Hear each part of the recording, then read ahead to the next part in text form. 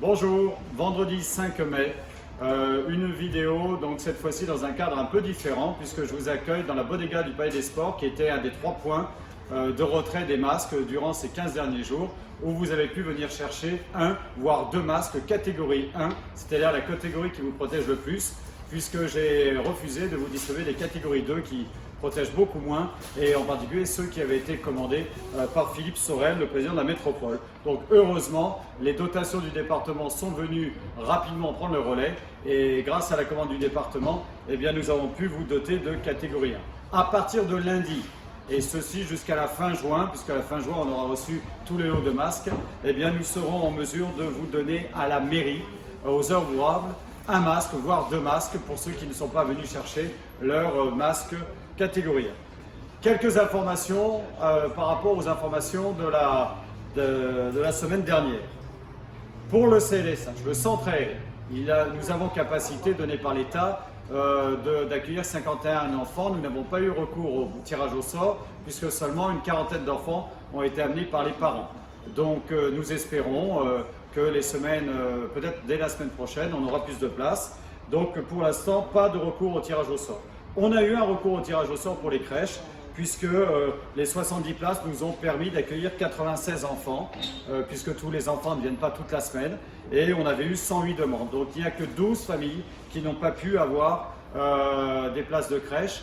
La bonne nouvelle, c'est que nous espérons qu'au 15 juin prochain, on ait le droit de vous donner plus de places à disposition, ce qui permettra de satisfaire tout le monde.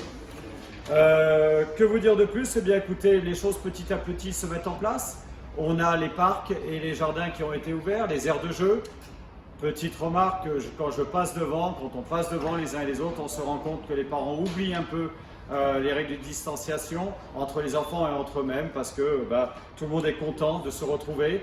Donc essayez les uns et les autres de veiller au moins jusqu'à la fin juin, qu'on ait une réponse à peu près affirmée du fait que le virus se soit arrêté. Essayez de respecter dans ces lieux ouverts, certes, mais la proximité, le moins possible, une proximité un petit peu dangereuse.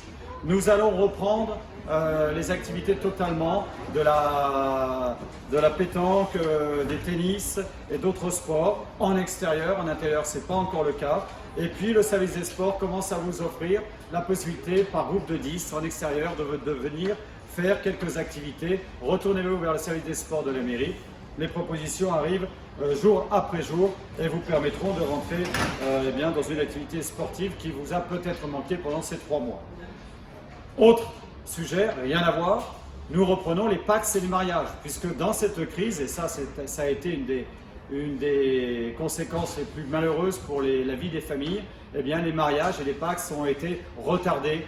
Les cérémonies que certains attendaient depuis plus d'1 an n'ont pas pu avoir lieu. C'est reparti, vous pouvez revenir en mairie pour qu'on voit comment on peut organiser votre mariage ou votre PACS, et j'en suis vraiment profondément ravi.